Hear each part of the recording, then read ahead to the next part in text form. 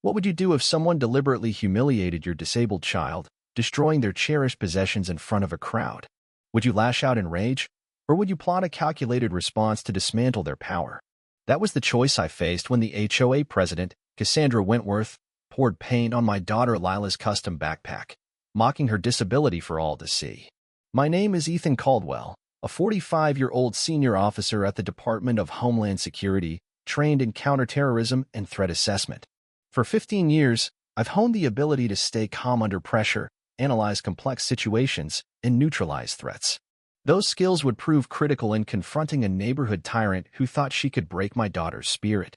Lila, my 16-year-old daughter, has cerebral palsy, leaving her paralyzed from the waist down. Her mother, Nora, died during complications at Lila's birth, and since then, it's been just us against the world. Despite her challenges, Lila is a straight-A student with a gift for digital art that transforms her experiences into breathtaking creations. Her resilience inspires everyone, almost everyone. 2 months ago, we moved to Willow Creek Estates, an upscale suburb in Portland, Oregon, for my transfer to the local DHS office and to be near a top-tier rehabilitation center. The community promised inclusivity with accessible homes and award-winning schools. But those promises crumbled the moment we met Cassandra. From the day our moving truck arrived, Cassandra made her disdain clear. As we installed a temporary wheelchair ramp, she stood on her pristine lawn, arms crossed, her designer sunglasses glinting with disapproval. "I don't recall the architectural committee approving that eyesore," she snapped, striding over in heels that cost more than our moving budget. I calmly explained that state law and the Fair Housing Act exempted temporary accessibility equipment from HOA approval. "We have standards in Willow Creek," she retorted, her eyes sliding past Lila as if she were invisible. "I'm Cassandra Wentworth, HOA president. Aesthetics matter here." Lila, ever gracious, complimented her garden, but Cassandra's tight smile never reached her eyes. That encounter set the stage for a relentless campaign against us. Within a week, we received a violation notice for leaving our garbage bins visible for 15 minutes too long. Then came complaints about the noise from Lila's oxygen concentrator, barely audible even inside our home. I documented each citation, my DHS training kicking in to track patterns of behavior. Our neighbor, Dr. Amir Hassan, a neurosurgeon, warned us over coffee one evening. Cassandra's run this place like her personal fiefdom for a decade. Her interior design firm caters to the elite, and she sees Willow Creek as her curated showcase. Disabilities don't fit her vision. He recounted how a family with a son using a prosthetic leg was driven out after endless violations. Determined to give Lila stability, I refused to let Cassandra win. Lila thrived at her new school, her digital art catching the eye of her teacher, Miss Harper, who nominated her to create a mural for the community's Spring Arts Festival, a rare honor. Lila's design was a vibrant scene of diverse residents, subtly weaving in people with disabilities, a man with a prosthetic arm gardening, a child with Down syndrome flying a kite, and a girl in a wheelchair painting. Hidden in the details were tributes to her mother Nora's favorite flower, her amber necklace's hue. "It's not a statement," Lila said. "It's reality. Communities include everyone." Her excitement was infectious, but as the festival neared, Cassandra's harassment escalated. Citations arrived for our safety lights and a potted plant by our mailbox, identical to others in the neighborhood. The timing felt deliberate, a strike before Lila's big moment. Festival day dawned, and Lila was radiant, her custom backpack designed to hold medical supplies, art tools, and a protective sleeve for her mother's portrait attached to her wheelchair. For hours, she worked on her mural, earning praise from neighbors who'd once ignored us. I stepped away briefly for lunch, only to return to a crowd around Lila's workspace. My heart stopped. Cassandra stood over my daughter, an empty paint can in hand, bright blue paint dripping down Lila's backpack, splattered across her wheelchair and clothes.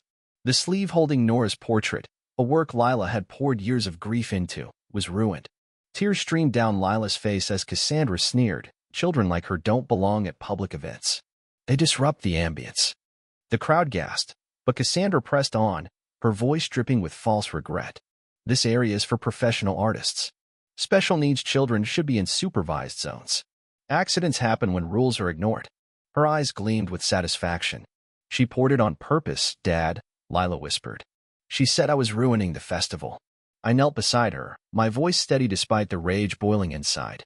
You deliberately damaged my daughter's property, I said, years of interrogation training keeping me calm. Cassandra scoffed. An accident caused by her wheelchair blocking the path. Perhaps a lesson about her limitations. Dr. Hassan stepped forward, phone in hand. I recorded it all for a medical presentation on art therapy. The footage is clear. Cassandra's composure flickered. I'm the HOA president. I won't be slandered by doctored videos. That area wasn't wheelchair accessible. Priya Sharma, an HOA board member and civil rights attorney, held up the festival brochure. This event is ADA compliant. All areas are accessible. I showed Cassandra an email from the festival coordinator signed by her approving Lila's mural. The crowd grew, residents murmuring as Cassandra's lies unraveled. With a final barb about filing an insurance claim for our negligence, she stormed off, leaving Lila to salvage what she could of her mother's portrait. It's gone, Dad, she sobbed. The last piece of Mom. That night, Lila asked, what are we going to do? I hugged her. In my work, you don't confront a threat head-on. You gather intelligence and strike strategically. Cassandra just made a fatal mistake. Over the next week, I went to work. Dr. Hassan's video showed Cassandra's deliberate act and her derogatory remarks. Priya provided HOA financial records revealing Cassandra's firm profited from non-competitive contracts, violating bylaws. Public records uncovered 3 settled discrimination lawsuits against her, all under NDAs. Then came Dr. Hassan's bombshell. 15 years ago, he treated a boy with severe cerebral palsy, abandoned by his mother. Cassandra refused adaptive equipment for her home, citing aesthetic compromise. She relinquished parental rights, and the boy was adopted. Seeing Lila, thriving with the same condition, must have struck a nerve. Lila, meanwhile, began digitally recreating her mother's portrait from memory, her frustration palpable. I can't get her smile right, she said. I sat beside her. It's different, but it's still beautiful. You're not letting Cassandra win. She nodded. I wish I knew why she hates me. I hesitated. Sometimes people project their own pain onto others.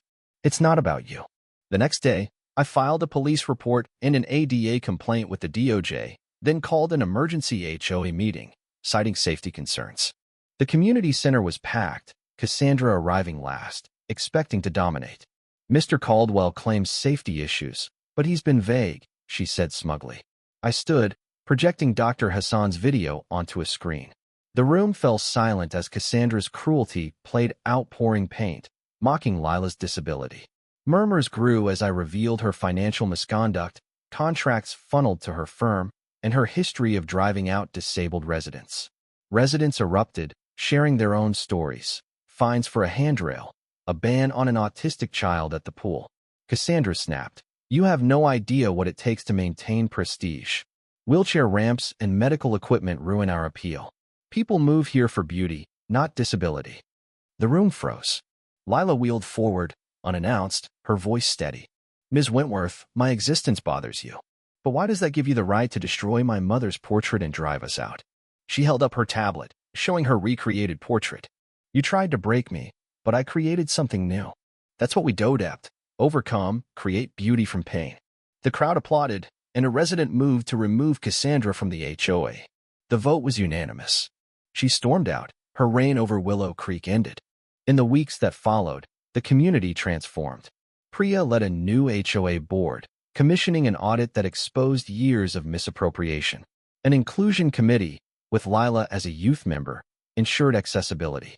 Cassandra's business collapsed as clients fled her toxic reputation, and a for sale sign soon appeared at her house.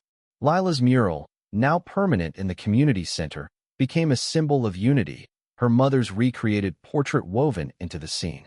The high school showcased her art, and an Accessibility Awareness Day she co-organized with Dr. Hassan drew families together. 6 months later, Willow Creek was a model of inclusion, featured in local news. Lila's art therapy app for disabled children won funding, and she began mentoring young artists. I found purpose helping families fight HOA discrimination, my DHS skills proving invaluable. One evening, Lila asked, "Do you think Cassandra thinks about her son?" I paused. "Every day, I bet. Seeing you thrive was a reminder of what she gave up." Lila nodded. "That's sad, but it doesn't excuse her." A year later, A letter arrived from Seattle, and signed but in Cassandra's handwriting, with a clipping about Lila's app and a note. I saw this and thought of you. He'd be her age now. Tell her to keep creating. Some of us need to see that different is beautiful. Lila decided to send Cassandra info about her app, not forgiveness, but a chance to heal. As the sun set over our now welcoming neighborhood, I marveled at Lila's strength. Cassandra's cruelty, meant to diminish her, had instead unleashed her power, turning a traumatic day into a catalyst for change. Sometimes, the best revenge isn't anger, it's dismantling the systems that enable prejudice, ensuring no one else suffers the same.